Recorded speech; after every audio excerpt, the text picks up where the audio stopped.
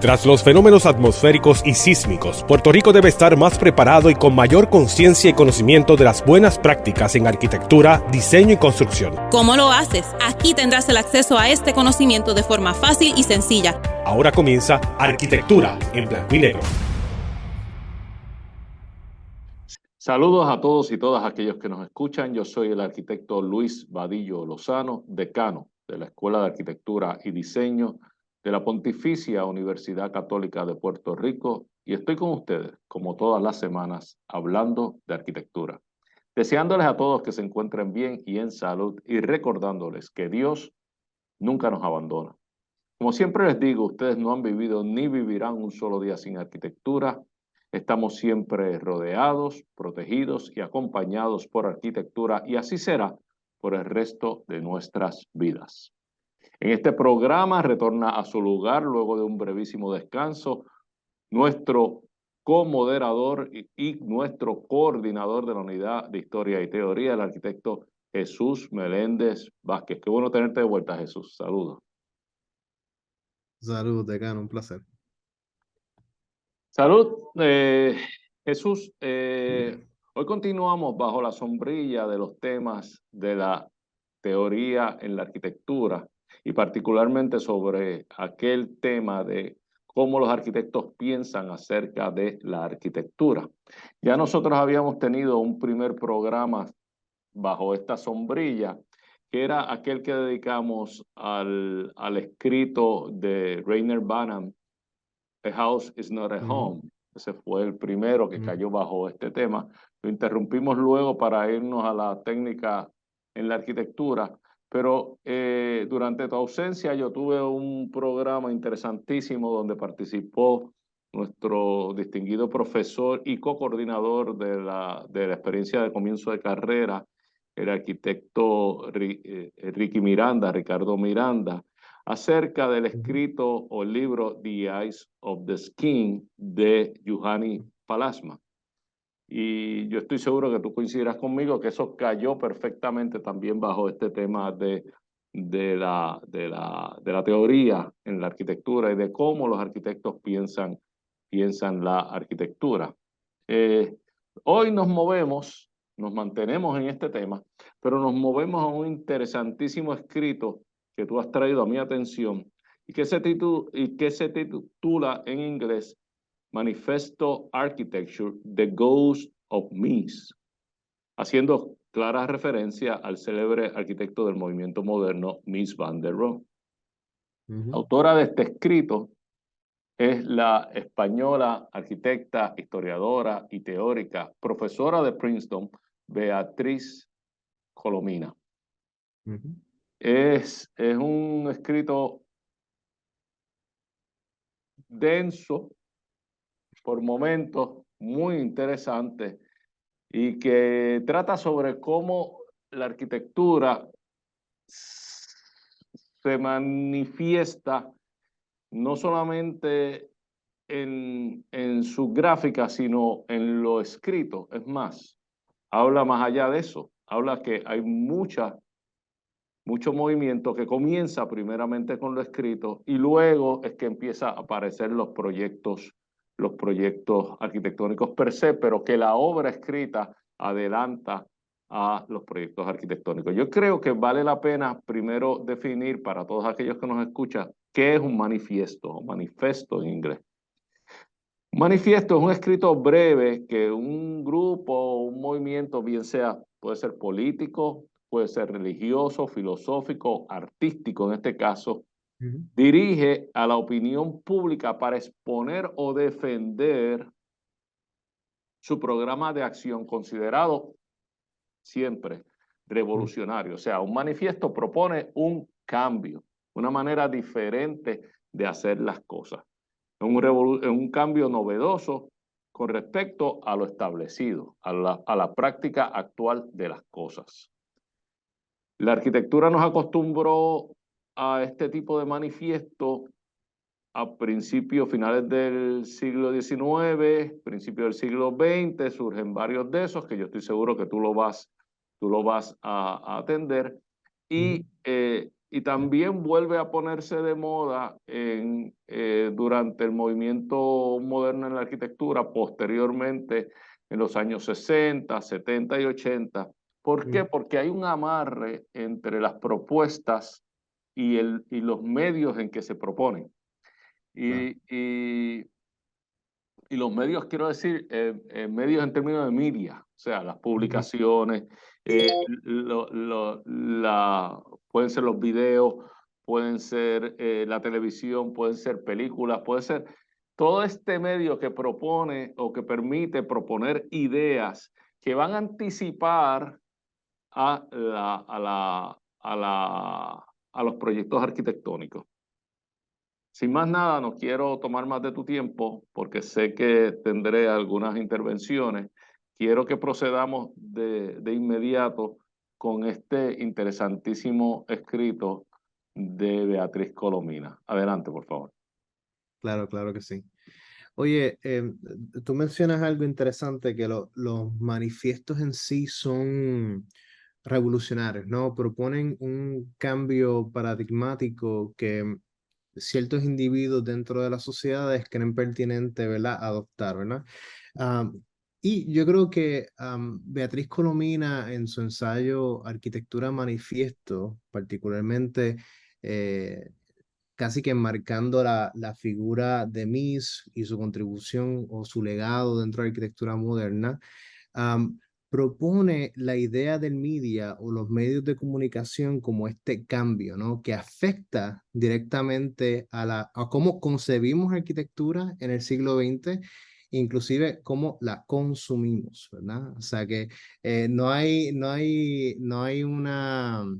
eh, no es una sorpresa para mí, ¿verdad? Que ella empieza a establecer este argumento de que la arquitectura moderna se puede entender como un medio de comunicación, ¿verdad?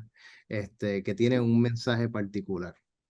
Y curiosamente este ensayo que yo coincido contigo, sí, es denso, pero también ella logra tener una cierta accesibilidad explicando conceptos al lector y a la lectora que está leyendo el ensayo y se explica bastante bien. So que yo creo que esto es una lectura que yo recomendaría todo el tiempo, ¿no? Y particularmente a mis estudiantes de arquitectura, ciertamente es una herramienta que ayuda a visualizar cómo esta arquitectura tan cercana a nosotros del siglo XX, realmente todavía hoy día la arquitectura se sigue entendiendo como un medio de comunicación, ¿no?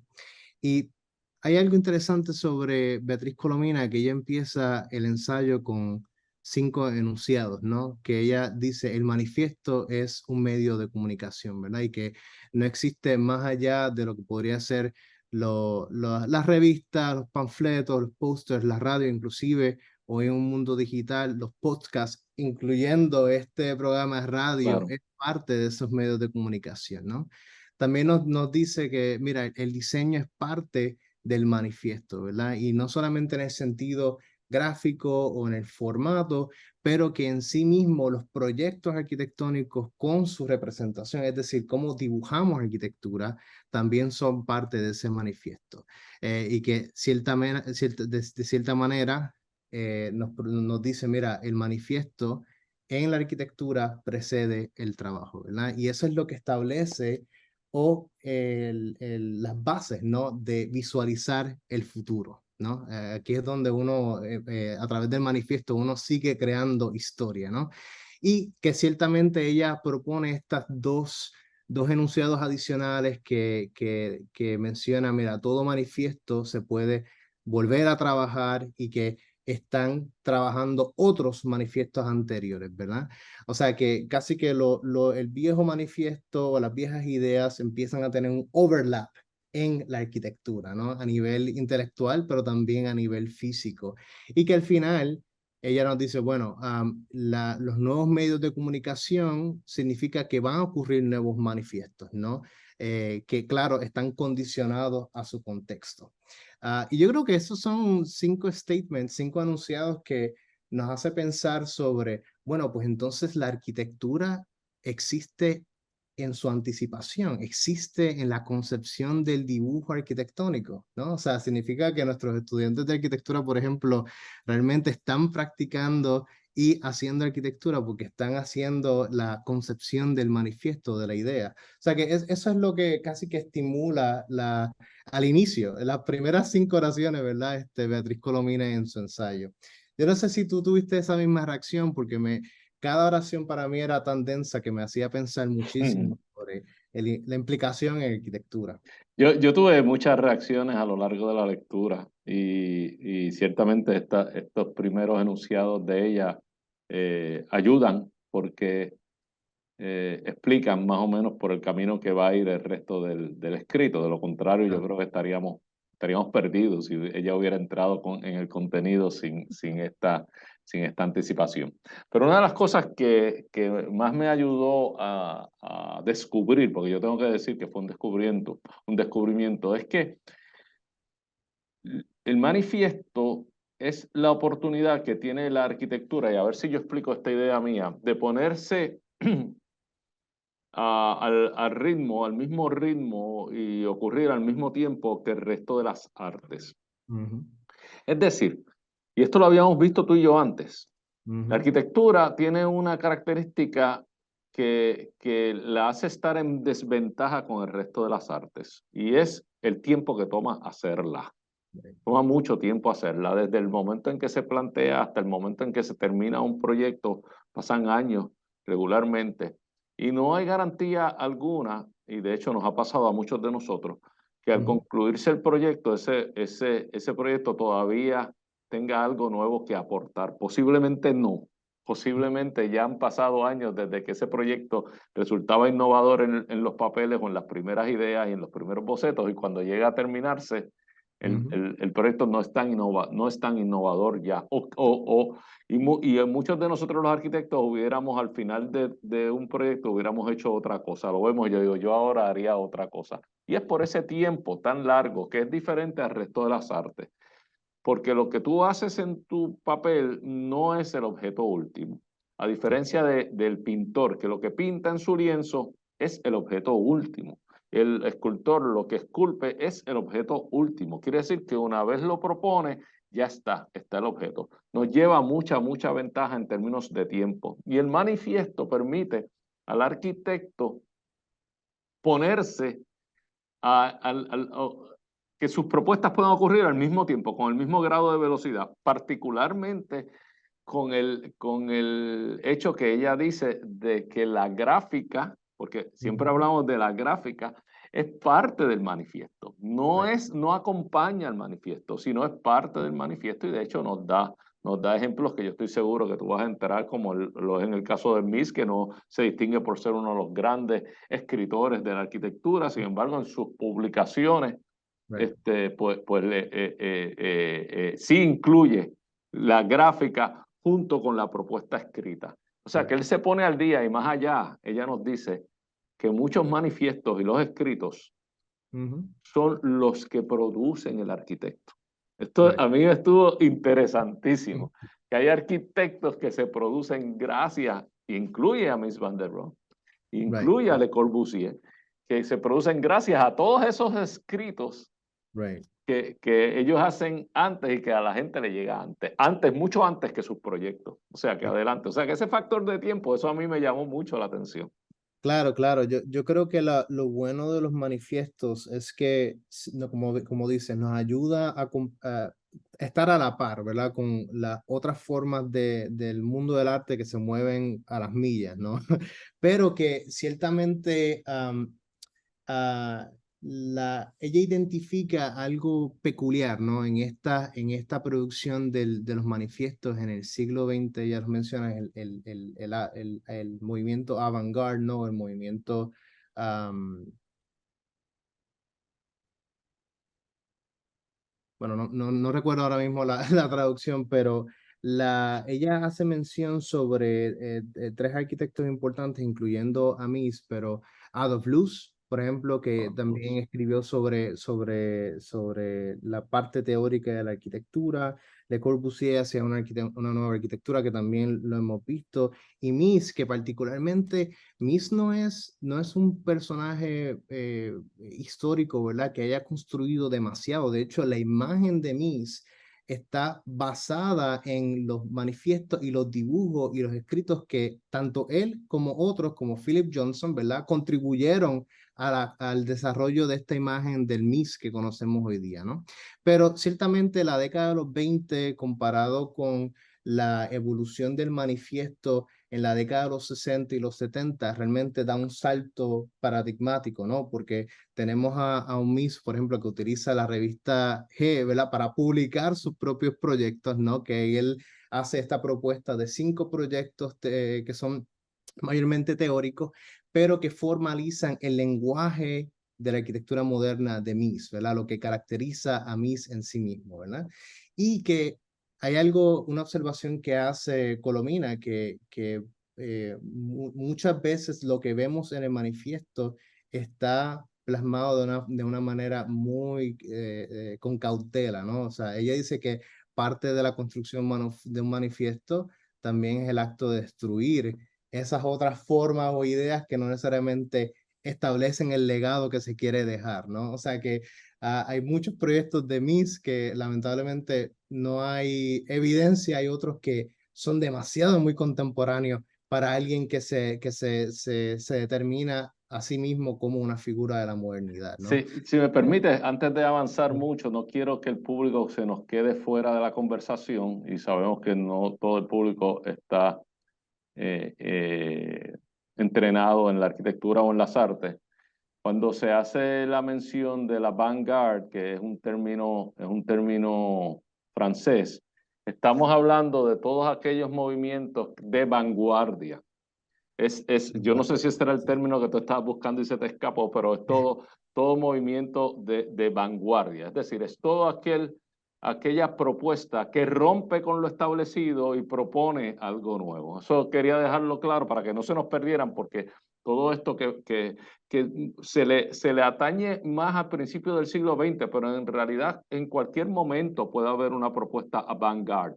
Avant-garde se va a referir siempre no a una época, sino a una propuesta que sea de vanguardia, que esté rompiendo con lo establecido, y pueden haber propuestas avant-garde ahora, o sea que es un término. Lo otro con relación a la figura de Mies, sí, es curiosísimo, porque Mies, que tampoco se distingue por escribir mucho, este no es un Le Corbusier publicando libros ni nada, él tiene una revistita y publica algunos artículos, pero no muchos, 7, 8 artículos, pero se hace la figura de Mies por esos artículos, donde él incluye siempre su propuesta escrita, acompañado de la figura de la gráfica.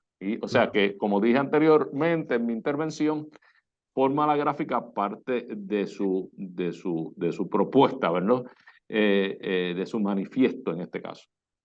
Porque no es hasta bien tarde, ya en Estados Unidos, ya en Chicago, que Mies realmente hace arquitectura en cantidades. Cuando él llega a los Estados Unidos, Mies había hecho menos arquitectura que la que hace luego solamente en el Instituto Tecnológico de Illinois. O sea, ahí es que él hizo realmente mucha arquitectura. Hasta entonces era solamente teoría y una que otra obra. Y sin embargo, era reconocido como uno de los grandes arquitectos del movimiento moderno, y así fue recibido cuando llegó a los Estados Unidos con bien pocos proyectos, en comparación con Frank Lloyd Wright, por ejemplo, que había hecho montones de proyectos cuando él llega.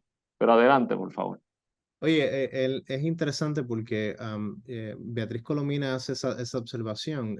Tú tienes a un Mies en esta década de los 20 que tiene muy pocas obras, pero que tiene bastante experiencia en desarrollar exhibiciones, ¿no?, temporeras, ¿no? So que hay una idea del pabellón, de lo efímero, que yo creo que tiene una gran influencia en cómo articula una arquitectura ya en la década de los 40, más adelante, obviamente, pero establece esta idea de que más adelante voy a hablar sobre la transparencia y de lo casi efímero, ¿no? De esta línea moderna que uno no ve tanto en Le Corbusier, por ejemplo, o Frank Lloyd Wright, pero Mies es como que esa referencia, ¿no? De traducir esa idea impecable, ¿no?, de lo teórico o de la idea del pabellón a esta arquitectura a diferentes escalas, ¿no? Desde la Farnsworth House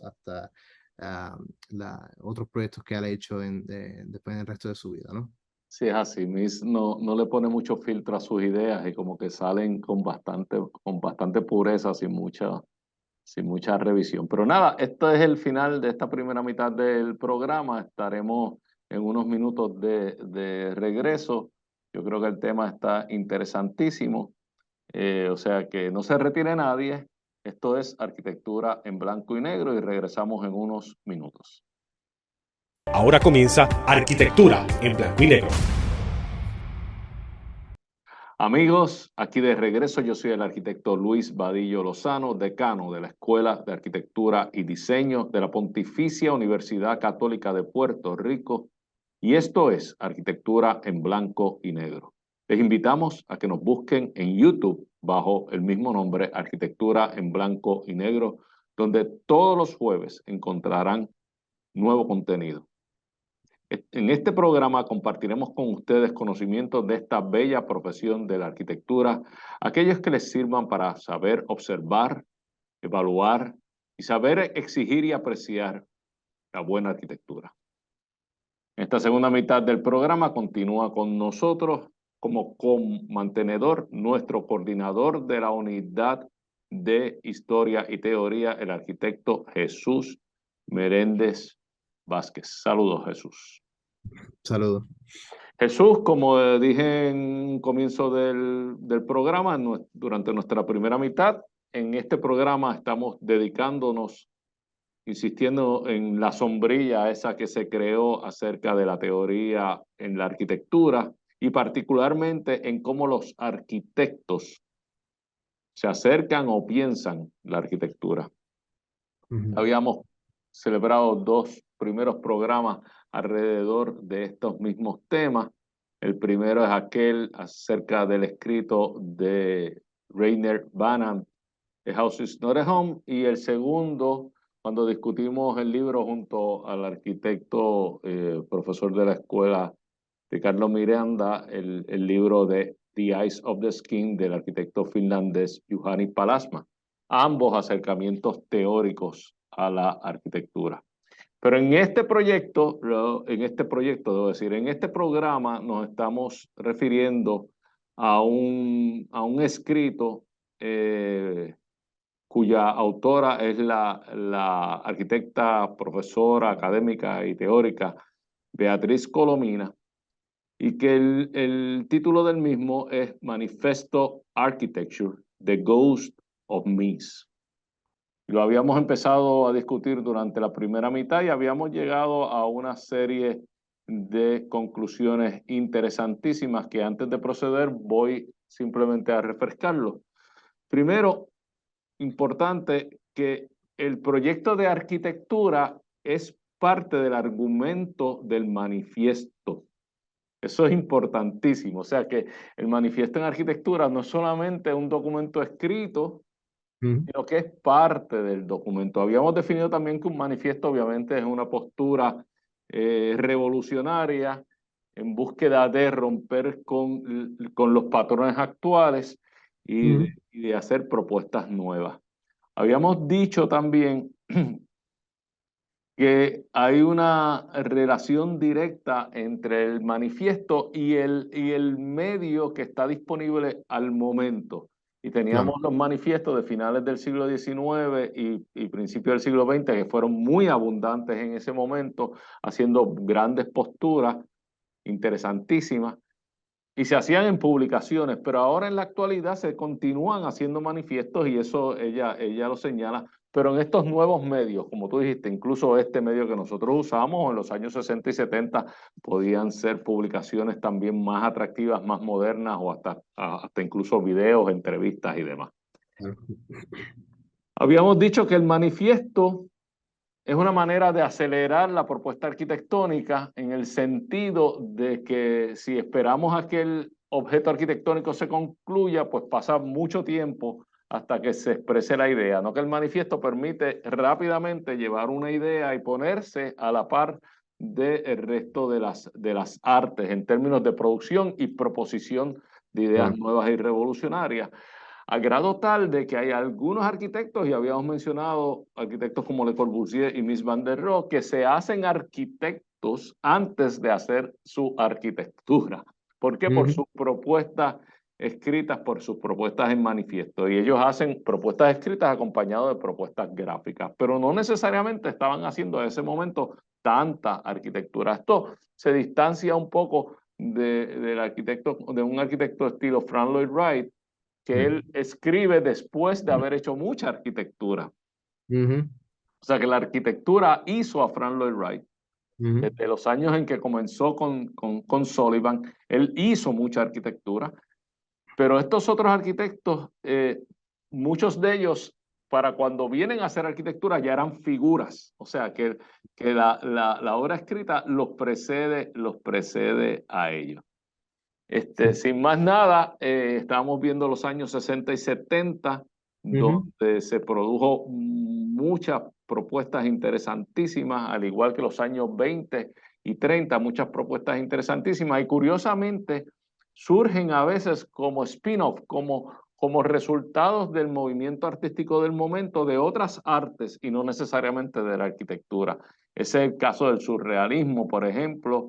Ese es ujú. el caso del el dadaísmo, o sea, movimientos que ocurrían en las otras artes y que la Ujú. arquitectura se suma a ellos, porque obviamente, como habíamos dicho, las otras artes se mueven más rápido con sus productos finales que lo que produce la arquitectura. Pero sin más nada, porque tomé un poco, demasiado mucho tiempo en esta introducción, procede, por favor. No hay problema. Nada, yo creo que para movernos rápido, terminar la introducción de Colomina. Ella hace esta observación de que esta escritura que uno podría categorizar como escritura científica del siglo XX, ¿no? Que es como mínima, con cautela, saben que va a tener una gran implicación en el futuro.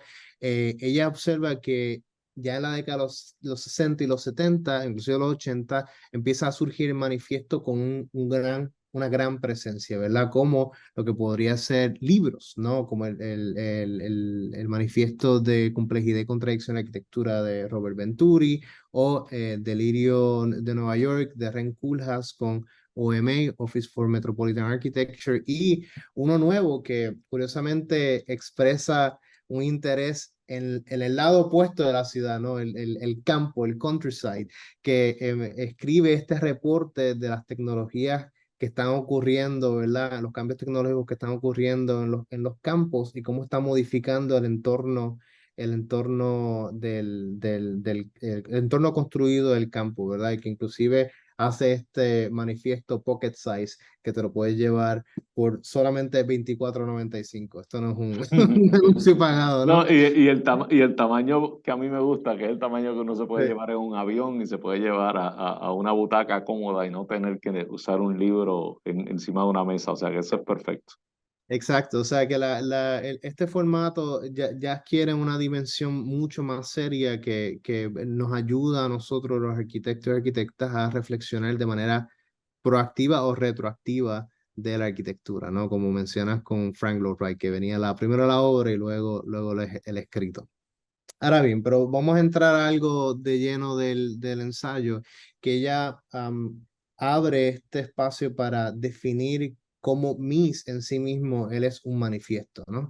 Y que ella hace este statement particular de que la arquitectura moderna se convierte en moderna no solamente como usualmente se entiende, que es por la utilización del vidrio, del acero, del concreto reforzado, pero sino una arquitectura que establece una relación con los medios de comunicación, las publicaciones, las competencias, las exhibiciones, ¿verdad? O sea que Mies, gran parte de su carrera inicial para tratar de definir cómo es esta arquitectura de la modernidad, él hace estos 5 proyectos que lamentablemente no tengo los 5 porque si no, no terminamos el programa, pero que ciertamente intentan visualizar o proyectar un futuro plausible, ¿verdad? Como son las famosas propuestas de los rascacielos de vidrio, ¿no? Que Mies tiene dos expresiones distintas, una con una superficie en curvas y otra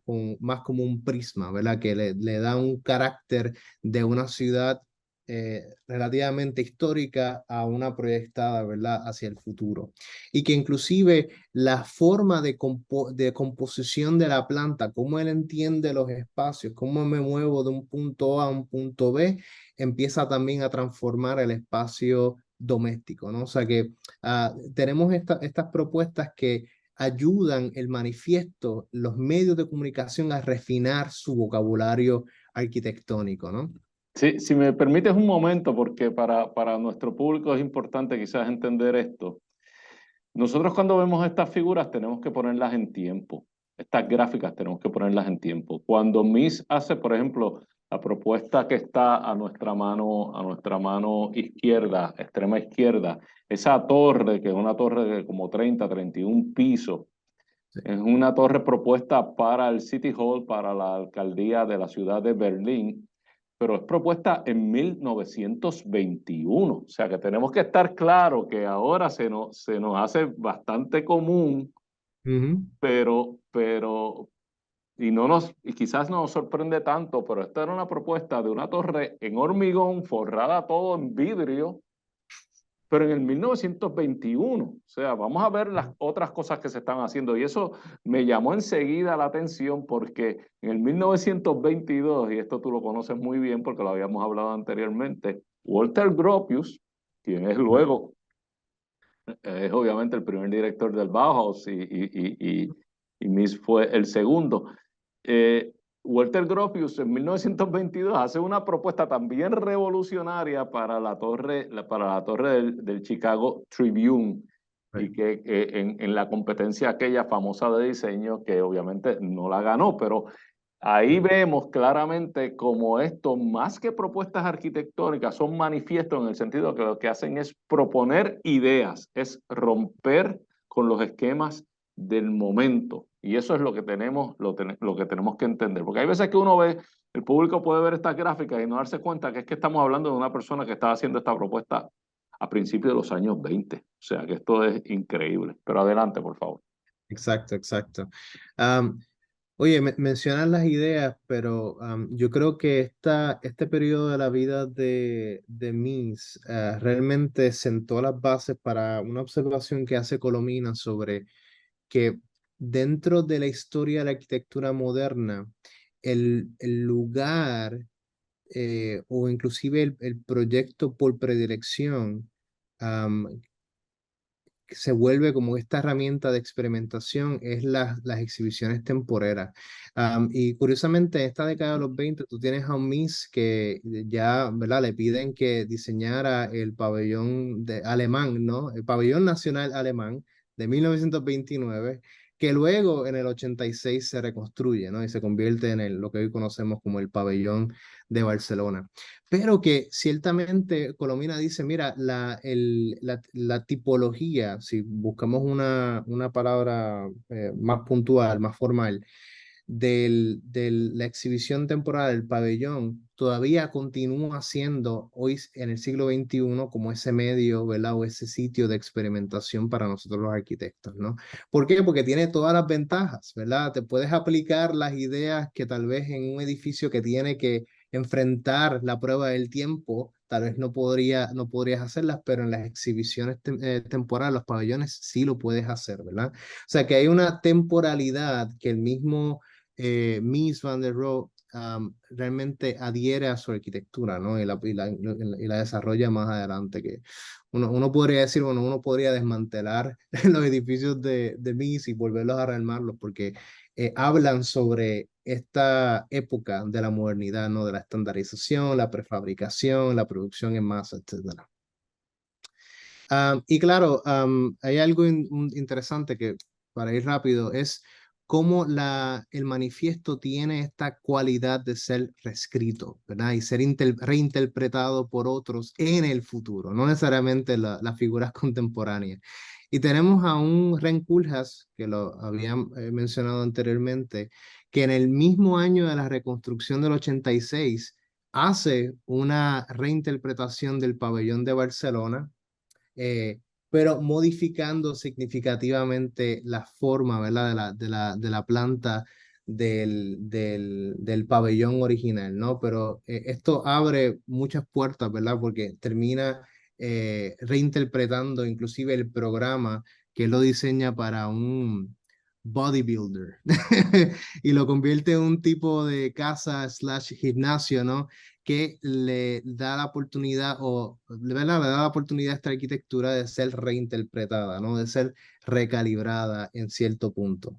Jesús, si me permites un momentito, para aquellos que nos están escuchando, Rem Koolhaas es un arquitecto de origen eh, Holandés. holandés, sí, pero es que no es holandés, de los Países Bajos, ¿verdad? Para ser preciso, tiene en la actualidad 78 años, pero es uno de los arquitectos contemporáneos de mayor influencia en este momento. Él es graduado de la Universidad de Cornell y además de practicar la arquitectura y tener algunos proyectos impresionantes a su haber, él es un teorista y un urbanista también, y por eso nos llega este libro que tú nos traes a nuestra atención de Delirious New York. Pero adelante.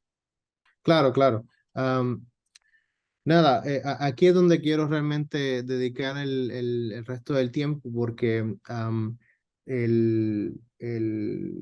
Beatriz Colomina hace esta observación sobre cómo inclusive la idea del manifiesto ya deja de moverse o estar ubicado en el texto, pero empieza a encarnarse en la arquitectura, ¿verdad? En lo construido.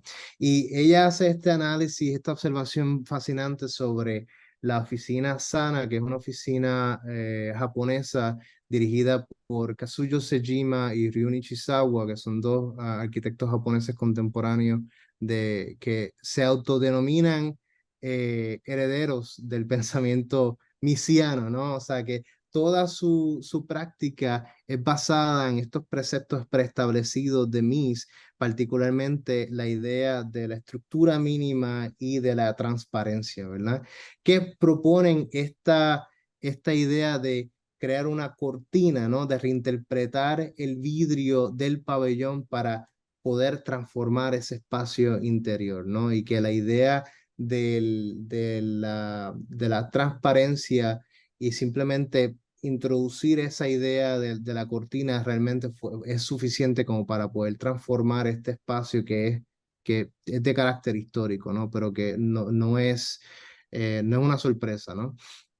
Pero que ciertamente Beatriz Colomina hace esta observación sobre el póster, ¿verdad? Anunciando el pabellón, porque sigue esta tradición de que la escala del dibujo arquitectónico, la representación y el texto, el manifiesto, son igualmente importantes. No hay una jerarquía sobre otra, sino es como esta ontología plana, ¿no? De entender que lo que dibujamos, lo que escribimos es igual de importante que lo que construimos. De hecho, en los escritos, aprovechando ese pie que tú me das, en los escritos de Mies, que presenta sus proyectos y sus teorías, sus proyectos no construidos, sus teorías, él es bien cuidadoso en que el espacio que ocupa la gráfica es exactamente igual al espacio que ocupa el texto, llevando ese mensaje precisamente que tú estás dando, que tanto la teoría como la propuesta arquitectónica tienen exactamente la misma importancia cuando se trata de un manifiesto. Pero adelante. Claro, claro. Y es curioso, con esto Colomina llega a un cierto descubrimiento en donde estas ideas de transparencia o de la línea moderna, ¿no? Casi que se pueden comparar con los avances médicos, ¿no? Sobre las tecnologías para desarrollar los rayos X, ¿no? Que en cierta manera es esta capacidad de la arquitectura de la modernidad a través de su piel superficial, ¿verdad? La superficie, podemos ver el interior de la arquitectura, de los huesos, ¿no? Que ciertamente lo vemos en el pabellón de Barcelona, también lo vemos en proyectos de otros arquitectos como la Casa Farnsworth también. O sea que hay una casi que una analogía de ver el interior desde el exterior, ¿no? Como parte de esta nueva arquitectura del siglo XX, ¿no? Y claro, al final nos deja con esta anticipación de qué es el futuro, cuál es el tipo de manifiesto que se dará en el siglo XXI, ¿no? Que ya no es puramente que se da en periódicos o en revistas, pero se da en Twitter, WikiLeaks, ¿verdad? Y ocurre en la ecología digital, ¿verdad? Que es el Internet. Y que ciertamente desarrollan este tipo de soft manifiesto, ¿verdad? Este manifiesto suave, ¿no? Que utiliza ciertamente estos medios digitales para poder crear nuevos manifiestos, nuevas ideas que se acoplan a el tiempo del siglo XXI. No sé si tienes una reacción sobre eso. Bueno, ya estamos terminando el programa. No sé si había llegado ya con esto a la conclusión de tu presentación. Pero ciertamente ha sido muy interesante el entender cómo los manifiestos preceden el futuro. Siempre son una propuesta de futuro y siempre son una propuesta revolucionaria. Eso es bien, bien importante. Y yo creo que el manifiesto más claro que a mí me llega a la mente y donde yo puedo entender eso, es quizás porque es el que más cerca tengo, es Complexity and Contradiction de Robert Venturi de 1966, que ya tú lo mencionaste, donde aquí hay una propuesta teórica que proyecta un futuro, es una postura completamente diferente y curiosamente ese manifiesto hace a la persona. O sea, Robert Venturi, la cantidad de obra que tiene es muy, muy, muy limitada y sin embargo es con Complexity and Contradiction que salta como figura en la arquitectura y que es mundialmente reconocido en su propuesta, obviamente, de una arquitectura postmoderna, de una postura postmoderna. O sea que ese es el que como que a mí me está clarísimo, ¿verdad? Pero nada, yo creo que con esto llegamos al final, Jesús. Me ha estado interesantísimo el tema. Espero que nos hayan podido seguir todos aquellos que nos escuchan, a quienes agradezco que hayan estado con nosotros durante esta hora. Esto es Arquitectura en Blanco y Negro y contamos con ustedes la próxima semana. Gracias a todos. Todos vivimos en sintonía con la arquitectura. Queremos escuchar tus ideas, dudas y preocupaciones. Escríbenos a arquitecturaenblancoynegro@pucpr.edu. Arquitectura en Blanco y Negro es una producción de la Pontificia Universidad Católica de Puerto Rico.